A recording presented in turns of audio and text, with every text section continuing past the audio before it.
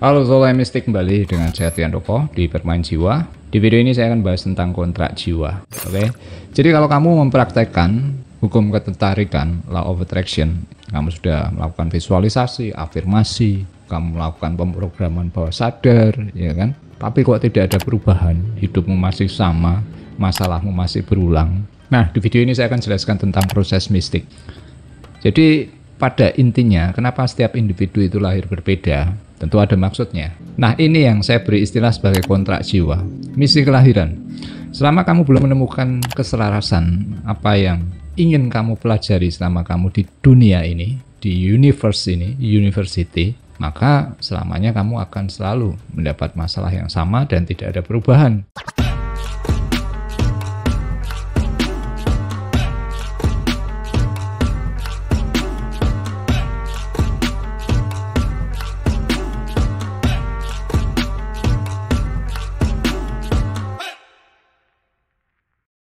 Video yang berikut ini durasinya panjang, saya akan berikan penanda waktu, tapi saya akan jelaskan beberapa hal yang nanti kalian akan temukan dalam video ini. Jadi yang pertama kali saya akan menjelaskan permasalahan umum tentang praktek law of attraction dan pemrograman bawah sadar. Jadi beberapa masalah yang kadang bertentangan dengan nilai-nilai spiritualitas, akhirnya menjadi tidak bekerja. Kemudian berikutnya saya jelaskan tentang lebih dalam apa itu kesadaran dan apa itu realitas. Supaya apa? Supaya kalian ketika memprogram alam bawah sadar itu ya memang paham apa itu kesadaran. Kemudian berikutnya saya jelaskan kenapa titik nol itu berperan penting dalam proses mistik. Karena intuisi ini tadi menjadi sebuah data yang akhirnya mampu membantu kamu menelusur kenapa tidak ada perubahan, kenapa keinginanmu belum tercapai. Nah, lalu berikutnya saya akan jelaskan bagaimana memproses ini dalam fase-fase meditasi mistik. Di situ kita ada proses kilas balik, membuka data alam bawah sadar kita,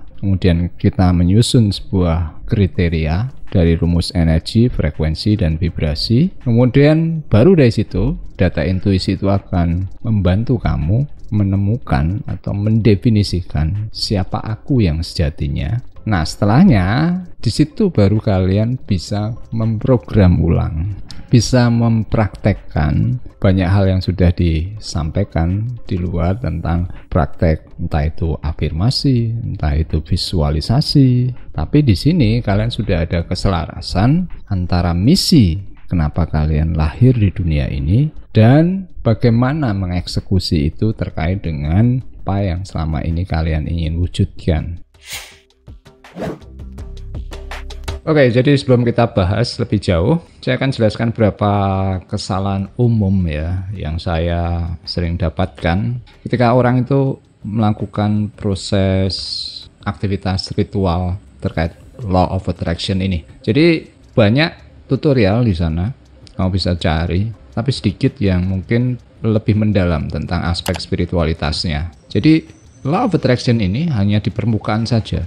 Untuk tahu dan menggunakan hukum ini, kalian harus lebih mendalam memahami tentang mekanisme hukum semesta. Tanpa itu, kalian hanya melakukan sesuatu tapi tidak tahu bagaimana itu bekerja. Akhirnya, seperti yang kalian proses, sudah lakukan lama, kok tidak ada perubahan, tidak ada hasilnya. Jadi pada prinsipnya, ketika kalian itu melakukan tutorial atau cara yang dibagikan orang lain, kalian itu melakukan cara menurut orang lain, bukan menurut diri kalian. Itu sebabnya ketika satu hal yang sudah kalian proses itu tidak ada perubahan, kalian bingung, karena bukan cara kalian. Jadi pada prinsipnya tidak ada satu formula yang sama kemudian bekerja untuk semua orang. Kemudian berikutnya yang sering saya lihat, sering terbolak-balik, itu adalah tentang logika dan tindakan. Kapan kalian butuh berlogika dan kapan kalian itu hanya cukup melakukan. Nah, yang terjadi adalah saatnya kamu hanya perlu melakukan, kamu banyak berlogika, akhirnya tidak ada tindakan. Kemudian berikutnya, saat kamu memang harus melogikakan, justru kamu hanya melakukan tindakan. Jadi ketika kamu melakukan ritual ya, afirmasi, visualisasi tanpa ada dasar logikanya, akhirnya juga tidak selaras. Karena kalau kalian tahu logika ini bekerja seperti apa, ya artinya yang kalian kerjakan Kalian tahu persis ini berfungsinya seperti apa. Lalu orang itu juga sering mengalami frustasi ya, karena tidak paham tentang aspek spiritualitasnya. Jadi saya sering ditanya, Mas, gimana ya mempraktekkan law of attraction ini padahal saya sudah dalam kondisi yang terjepit masalah, tapi saya harus meyakini. Oke? Nah, untuk video ini saya pernah bahas. Kalian bisa cek video saya tentang berapa kesalahan terkait law of attraction. Tapi di sini poinnya adalah kunci dari semuanya itu hanya dua, keyakinan dan pengetahuan. Oke? Ketika kalian yakin sesuatu, kalian tidak mencari tahu. Kalau kalian yakin besok dapat duit banyak misalnya, ya kalian tidak berpikir, tidak berupaya gimana. Demikian pula sebaliknya. Ketika kamu punya pengetahuan yang banyak, tapi tidak ada yang diyakini, ragu, tidak ada eksekusi. Jadi pada prinsipnya, kalau kamu melakukan praktek law of attraction ini, dan tidak ada perubahan, berarti hanya dua hal ini. Karena keyakinan dan pengetahuan saling meniadakan. Kalau kamu ingin mencari tahu, artinya kamu harus melepas keyakinan. Kalau kamu ingin meyakini, kamu harus mencari tahu. Jadi ini yang dikatakan sinergi, keselarasan. Lalu berikutnya yang kadang tidak masuk akal. Jadi saya ingin mengatakan loa bisa jadi candu. Topik ini banyak dicari orang. Kenapa? Karena terkait dengan materi. Karena kamu mempraktekkan loa, kamu bisa kaya, ya kan? Bisa memenuhi mimpimu dan lain-lain. Dan ini tidak logis. Kalau semua orang pengen kaya, justru tidak akan kaya. Kenapa demikian? Ya kamu bayangkan saja kalau semua orang pengen jadi bos, tidak ingin jadi bawahan, ya tidak akan bisa terjadi. Jadi spiritualitas ini tentang dualitas, bahwa suatu hal itu pasti bersifat mendua. Maka ketika kamu memprogram hanya tahu, oh saya ingin mewujudkan keinginan, saya ingin kaya, saya ingin sukses, tapi kamu tidak paham tentang dualitas, ya akhirnya kamu tidak seimbang juga. Nah, kemudian berikutnya, banyak orang sekarang tertarik memprogram alam bawah sadar. Tapi apa itu kesadaran mereka tidak pahami. Jadi pertanyaan sederhana ya, kesadaran itu apa sih? Siapa yang sadar? Kamu yang menyadari atau kamu dalam kesadaranmu? Kalau hal yang mendasar ini tidak dipahami, bagaimana kamu bisa memprogram? Wong kamu sendiri ada dalam program. Oke, sebelum nanti kita proses misi kelahiran, mencoba menselaraskan apa yang kita langkah dengan apa yang menjadi misi lewat 3 fase meditasi mistik, saya akan perjelas dulu tentang kesadaran, karena ini terkait dengan berbagai permasalahan umum yang tadi saya ungkapkan di awal. Oke, jadi segalanya pasti dimulai dari pikiran. Apapun yang kamu lakukan, tindakanmu, semua pasti berawal dari pikiran. Sedangkan pikiran itu tidak akan ada kalau kamu tidak sadar. Nah, yang paling harus dicermati adalah kesadaran dan keterjagaan. Itu berbeda. Kesadaran adalah tentang kontrol. Ini yang sering saya sampaikan, bagaimana kamu menjadi pengamat pikiran. Karena kamu bukan pikiran. Jadi awareness itu adalah si pengamat. Dia bukan bagian dari pikiran. Dia yang menyaksikan pikiran. Oke, jadi ketika kamu sudah melakukan banyak hal, tidak ada perubahan, artinya realitasmu sama. Ketika realitasmu sama, artinya pasti terkait bahwa ada pola pikir yang selama ini berjalan secara otomatis dalam alam bawah sadarmu dan polanya sama. Nah, di sini kuncinya yang saya sampaikan kenapa meditasi mistik itu berbeda. Karena kalau secara mistik, saya ada dalam kesadaran, dan kesadaran bukan milik saya. Yang disampaikan di setiap ajaran spiritualitas, kalau dulu misalnya Siti Jenar mengatakan, aku adalah Tuhan, jadi yang dimaksud aku itu bukan person, bukan personal, tapi ini adalah tentang kesadaran. Dan tanpa ini semua, tidak akan ada apapun. Jadi kalau kamu tidur, tidak ada kesadaranmu, kamu tidak eksis, dan tidak ada semuanya. Dan ini bukan satu hal yang sifatnya teoritis, ini sudah diketahui, sudah lama ketika fisika kuantum itu menemukan bahwa ternyata kesadaran itu adalah pengamatan dan itu yang menciptakan apa yang kita lihat. Jadi kita bukan melihat sesuatu, tapi kita menciptakan apa yang kita lihat. Dengan demikian, rumusnya adalah pola pikir yang sama menghasilkan realitas yang sama. Nah, dengan demikian, kalau kamu ingin ada satu perubahan dalam realitas hidupmu, berarti kamu harus mengubah pola pikir. Kenapa disebut pola pikir? Ya, karena hampir dari keseluruhan proses selama kamu terjaga, banyak yang lebih dikendalikan oleh alam bawah sadarmu.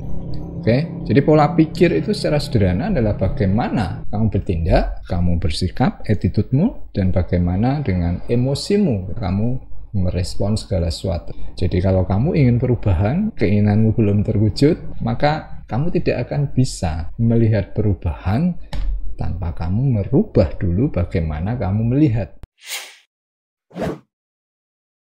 Oke, jadi bagaimana nanti memproses dalam meditasi mistik? Kembali lagi, saya ingin menjelaskan tentang titik nol. Jadi titik nol ini sebenarnya perwakilan dari apa yang disebut sebagai kesadaran murni atau pure consciousness. Nah, jadi kesadaran itulah sumbernya. Kita tidak menciptakan kesadaran, kita ada dalam kesadaran Tuhan. Kita juga tidak menciptakan pikiran, kita juga tidak bisa mengendalikan pikiran, karena kekuatannya bukan ada di kita. Jadi secara mistik, kamu tidak mungkin memprogram pikiranmu, karena kekuatannya bukan ada di kamu. Maka ini yang saya ajarkan, kita selalu melalui titik nol. Ketika kamu tiada, egomu tidak ada. Yang ada adalah kesadaran yang lebih tinggi daripada kamu. Oke, jadi supaya lebih jelas, unsur kesadaran murni yang saya katakan titik nol ini sangat sederhana.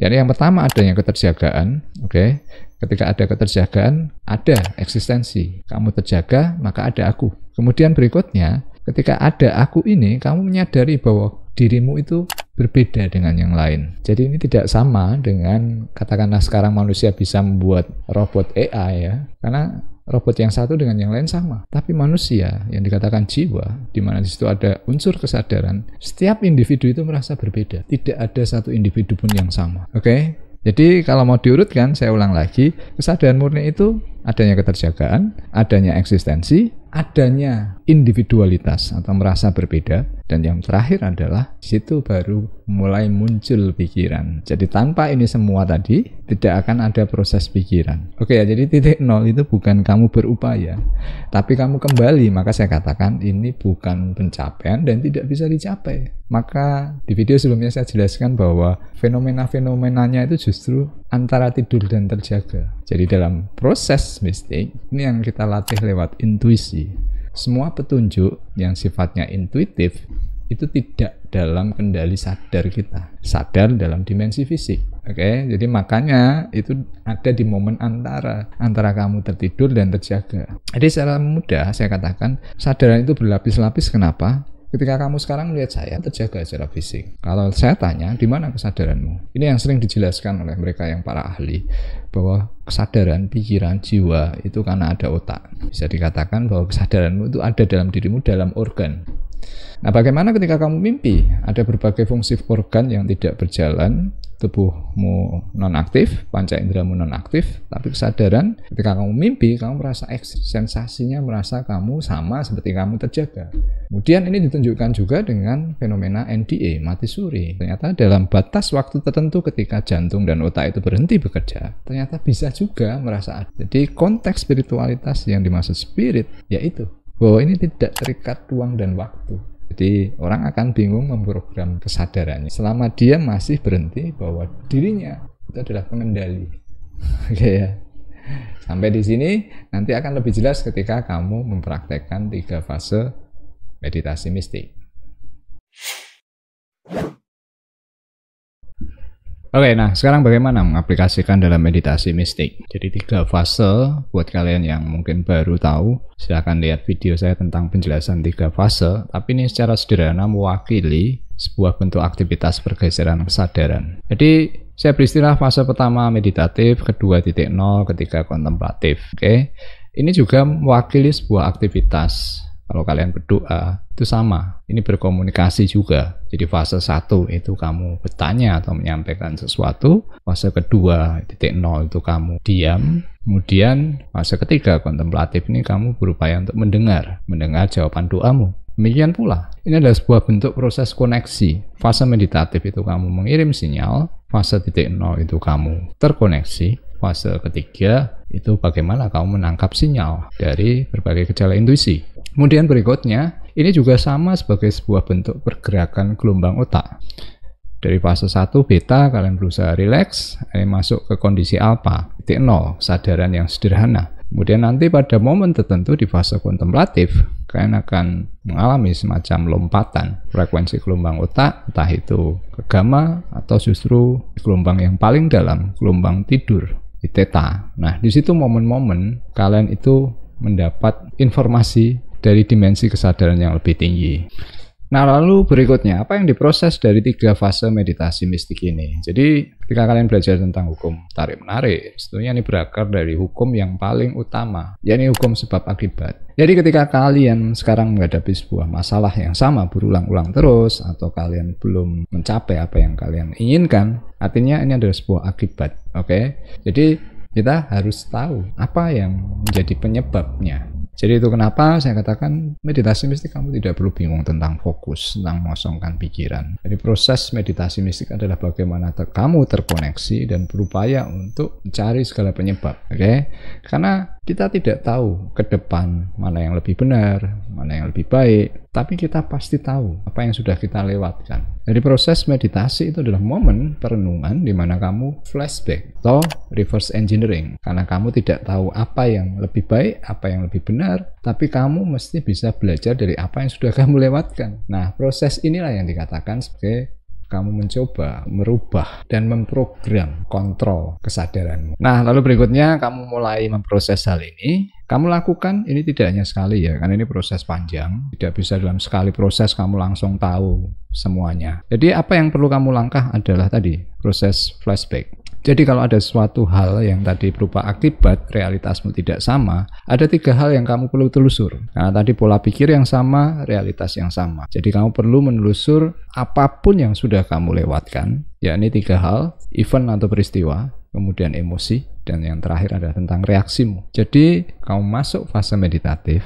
kamu biarkan dirimu tenang dan rileks. Nah, sekarang kalau kamu biasanya bingung mas meditasi pikiranmu masih kemana-mana, ini kamu biarkan kemana-mana tapi kamu menarik lagi data. Semua peristiwa yang kamu anggap selama ini mungkin masalah yang selalu berulang-ulang atau berbagai kegagalan yang selalu muncul, kamu ingat semuanya tapi 3 hal ini kamu perhatikan. Oke? Yang pertama peristiwanya, kamu bayangkan satu demi satu peristiwanya di fase kontemplatif ya. Kemudian apa yang kamu rasakan saat itu? Nah, apa yang kamu rasakan ini kan membentuk reaksi yang sama. Jadi misalnya, ini contoh saya ya. Dulu saya tidak suka melakukan apa yang sekarang saya lakukan. Saya tidak suka tampil di publik, saya tidak percaya diri untuk berbicara, dan ini tidak saya sukai. Jadi kalau kalian lihat video-video saya yang lama, saya berupaya untuk mengaburkan siapa saya. Oke? Jadi ini yang saya perhatikan, kemudian saya ingat lagi, saya buka video-video saya. Kenapa saya dulu seperti ini? Jadi poin penting di sini, ketika kamu flashback, menampilkan semua apapun peristiwa yang tadi berhubungan dengan kegagalanmu atau kamu belum mencapai apa yang kamu inginkan, berikut juga pemrograman kesadaranmu yang belum juga berjalan, apa saja kamu telusuri. Oke, dan di sini momen kamu mulai bertanya. Jadi ketika kamu meditasi, kamu sendiri, kamu bertanya jawab. Itu sebenarnya kamu berhadapan dengan level demi level kesadaranmu. Oke ya, jadi sampai di sini jelas. Kalian proses mungkin ini tidak hanya 1 kali meditasi. Di kalian rencanakan, saya flashback dulu untuk peristiwa yang paling dekat. Waktu itu saya mengalami kegagalan apa saja. Apa momen yang paling pahit dalam hidupmu? Apa yang waktu itu kamu rasakan? Hadirkan semua. Kemudian waktu itu responmu seperti apa? Apa kamu melarikan diri dari kenyataan? Atau kamu melampiaskan apapun? Kamu panggil semua data ini. Dan kemudian kamu jurnal. Jadi waktu itu apa yang paling kamu rasakan? Dan bagaimana kamu merespon waktu itu? Jadi antara emosi dan reaksi ini yang kamu perlu jurnal. Nah, setelah kamu melewatkan ini tadi berapa saat, sudah mulai terkumpul semuanya, ini yang perlu kamu perhatikan. Jadi kesadaran itu adalah tentang kontrol, oke? Dan orang yang punya kontrol itu tahu tentang apa yang dia lakukan, dia ucapkan, berikut konsekuensi yang mungkin dari apa yang dia lakukan maupun ucapkan. Jadi ketika kamu bertanya, itu sebenarnya kamu sudah men-challenge atau mempertanyakan semua pola-pola pikir, reaksi, emosimu tadi. Dan di situ kamu mulai tidak otomatis, kamu mulai punya kendali. Ini 1 langkah. Nah, berikutnya dari jurnal tadi sudah kamu kumpulkan. Kembali lagi ke rumus Misteri semesta dari Tesla. Energi, frekuensi, vibrasi. Segala yang bergerak pasti ada energinya. Pikiranmu juga bergerak, nafasmu bergerak, semuanya bergerak. Tidak ada yang tidak bergerak. Bahkan barang mati pun semua bergetar. Nah, yang perlu kamu cermati tentang frekuensi dan vibrasi. Dari sekian tadi yang sudah kamu panggil ulang datanya, kamu nilai skornya. Misalnya dari 0 sampai 10. Frekuensi itu adalah seberapa sering hal itu terjadi. Momen di mana kamu mengalami peristiwa, apakah itu kegagalan atau peristiwa yang tidak sesuai keinginanmu. Nah, secara sederhana, masalah orang itu hanya 3. Jadi masalah tentang keuangan, finansial, karir, ya, ini satu hal yang sama. Kemudian yang kedua adalah masalah relasi, hubungan, perkawinan. Dan yang ketiga adalah masalah kesehatan. Dari 3 hal ini, mana frekuensi yang menurut kalian itu rendah? Jadi tadi misalnya kamu mencatat momen ketika kamu ditipu, entah itu ditipu rekanan bisnis, oke? Atau kamu ditipu pasanganmu dalam sebuah bentuk relasi, atau momen di mana ketika kamu sakit sekian lama sampai sekarang belum sembuh misalnya. Nah, kamu beri skor, misalnya skor 0 sampai 10. Seberapa sering mana dari 3 hal ini yang merupakan frekuensimu yang rendah? Jadi frekuensi itu kan berulangan. Jadi apakah kamu lebih sering mengalami putus cinta, putus pasangan, ditipu, mana yang paling sering kamu kumpulkan? Oke, jadi ini frekuensi. Memilih dari 3 hal ini tadi, mana yang paling sering itu berarti levelnya yang paling rendah. Berikutnya adalah vibrasi. Vibrasi ini adalah getaran. Ini adalah emosi. Tadi yang kamu coba panggil ulang, semua yang kamu rasakan dulu waktu kamu mengalami momen-momen atau peristiwa.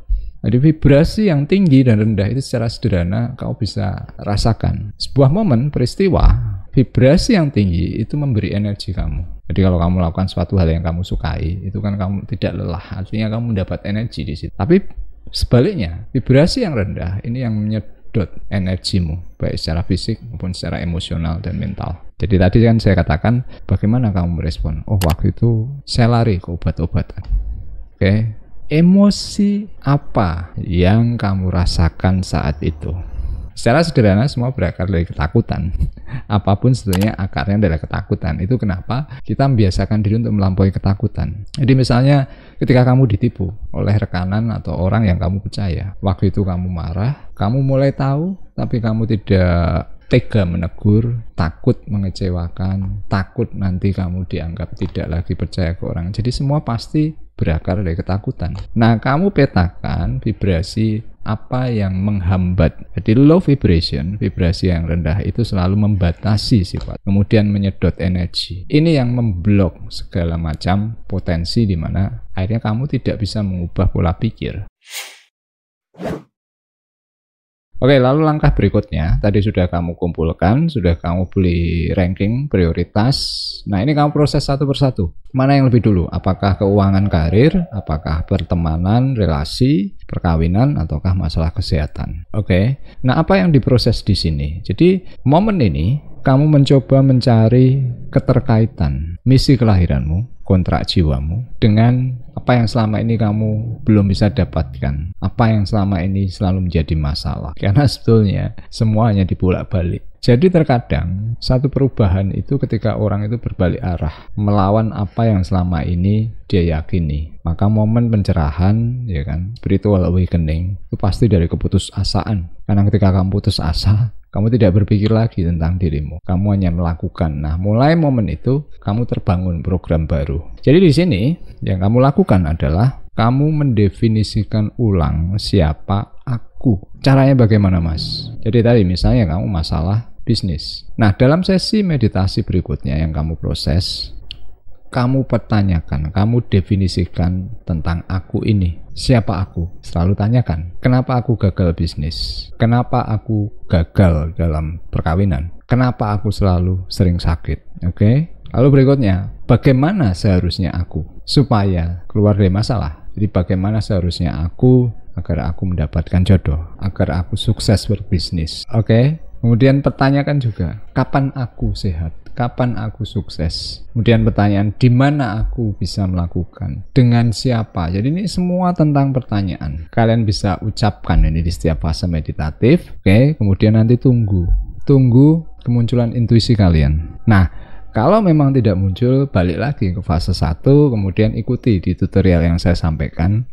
Kamu merenung lagi, siapa aku, jawab sendiri. Kenapa aku, jawab sendiri. Bagaimana aku, jawab sendiri. Kapan aku, jawab sendiri. Oke, dan ini semua nanti kalian kumpulkan tanda-tanda yang sifatnya intuisi tiba-tiba dan tanda-tanda yang sifatnya intuisi yang menyelinap.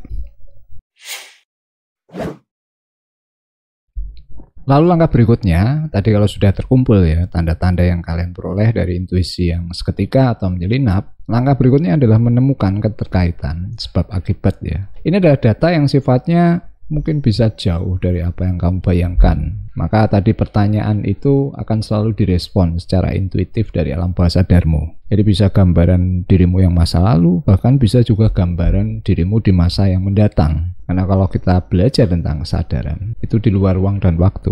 Nah, ini poin pentingnya di mana kita belajar secara intuitif. Oke? Nah, untuk sebagai gambaran saya beri contoh kalian. Jadi dulu ketika saya gagal dalam bisnis, saya merasa tidak terima.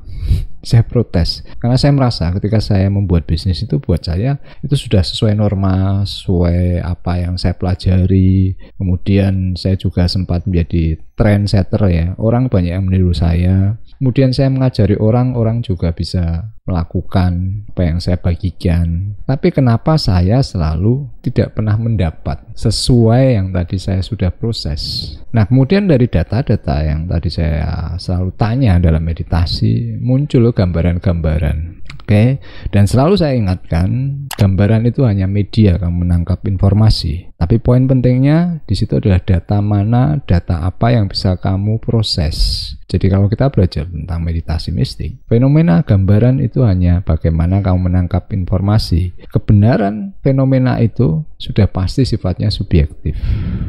Apa maksudnya, Mas? Jadi dalam proses meditasi saya ditunjukkan dulu saya itu seorang guru, saya seorang yogi. Oke, artinya dari situ secara bawah sadar saya itu punya data di mana saya punya kemampuan mengajar. Kemudian saya dulu sudah banyak belajar sebelumnya. Akhirnya ketika saya membaca banyak hal yang terkait dengan pemahaman spiritualitas, kok rasanya saya lebih mudah. Oke, jadi data alam bawah sadar itu sifatnya adalah kemampuan, potensi. Di video sebelumnya saya singgung bahwa secara mistik, secara spiritualitas tidak ada orang jenius seketika. Itu adalah akumulasi dari proses belajar dia setiap kelahiran demi kelahiran. Oke, dari situ akhirnya saya bisa menghubungkan, oh ternyata misi saya secara kontrak jiwa, garis saya lebih pada mengajar. Itu sebabnya ketika saya mengajari orang, orang bisa lebih sukses daripada saya. Itu sebabnya ketika saya melihat diri saya dulu seorang guru atau seorang yogi, saya punya wawasan yang lebih dibanding yang lainnya. Itu kenapa ketika saya membuat bisnis, ide-ide saya pasti melampaui. Tapi kenapa saya tidak mendapatkan sesuai yang saya inginkan? Karena fungsi saya ternyata lebih bagaimana membagikan misteri tentang kesadaran tadi. Bagaimana kamu belajar dari bertanya jawab dengan kesadaranmu itu sendiri. Oke, ini bagian terakhir dari proses tadi kamu menghubungkan misi kelahiran jiwamu dan bagaimana keterkaitan dengan berbagai masalah dan apa yang ingin kamu capai lewat loa atau lewat pemrograman bawah sadar. Setelah kalian tadi mengumpulkan data, baru di sini sebenarnya kalian memprogram. Jadi kembali lagi, sebab akibat. Dari sebab menjadi sebuah realisasi atau akibat butuh proses. Nah, proses ini yang saya katakan sebagai sebuah bentuk pemrograman pikiran sekaligus bagaimana kamu mengeksekusi tindakan.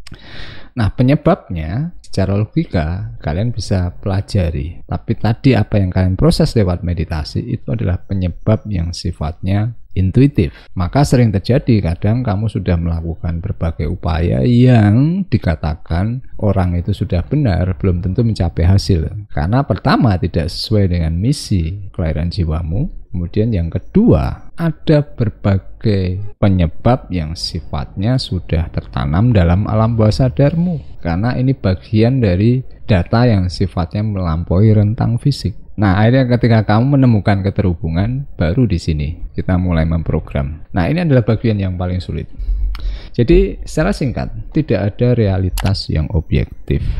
Jadi kaya, miskin, cantik atau jelek itu hanya masalah persepsi. Jadi kalau kamu menemukan bahwa hidupmu sekarang tidak ada perubahan, tentu terkait dengan pola pikiran, dan pola pikiran itu adalah tentang persepsi. Sedangkan persepsi kalian itu dibentuk oleh nilai-nilai atau data apapun yang selama ini kalian yakini.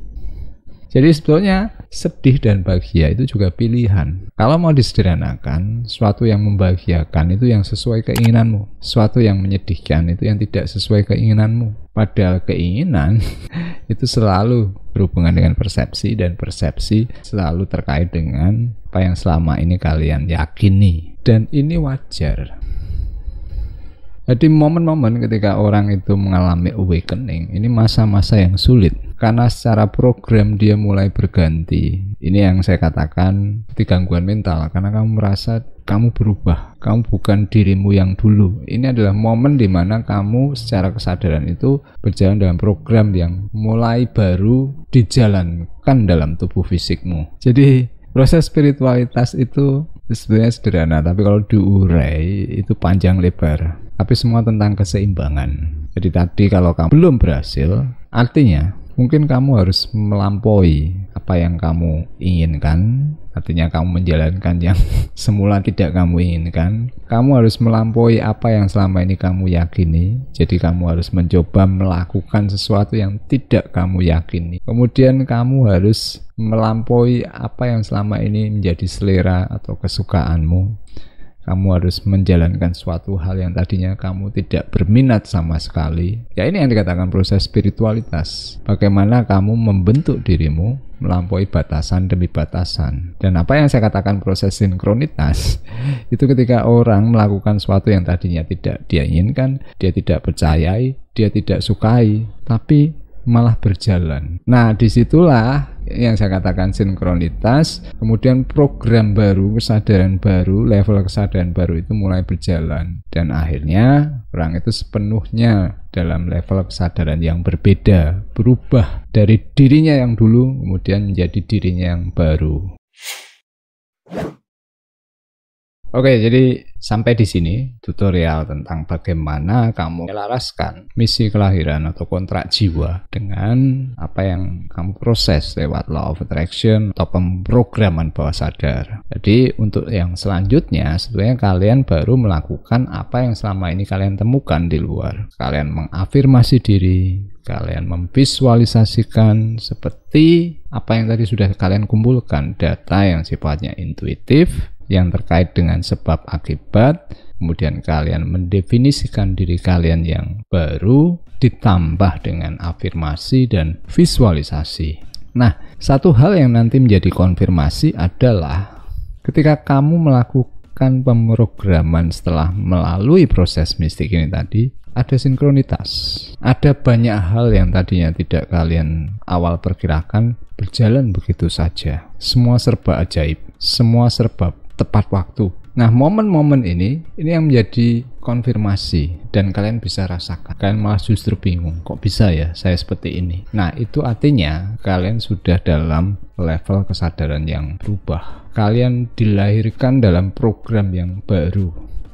Dan dari situ baru mulai segalanya berubah. Tapi poin penting seperti yang tadi saya sampaikan sebelumnya, kalian harus melakukan sesuatu hal yang tidak sama dengan yang sebelumnya, yang tidak kalian sukai, yang tidak kalian yakini, yang tidak kalian inginkan. Baru kemudian program itu menyatu dengan diri kalian. Oke, kalau kalian suka video ini, silahkan berikan like, berikan komentar. Kalau ada suatu hal yang mungkin kurang jelas, kita akan ketemu di video selanjutnya.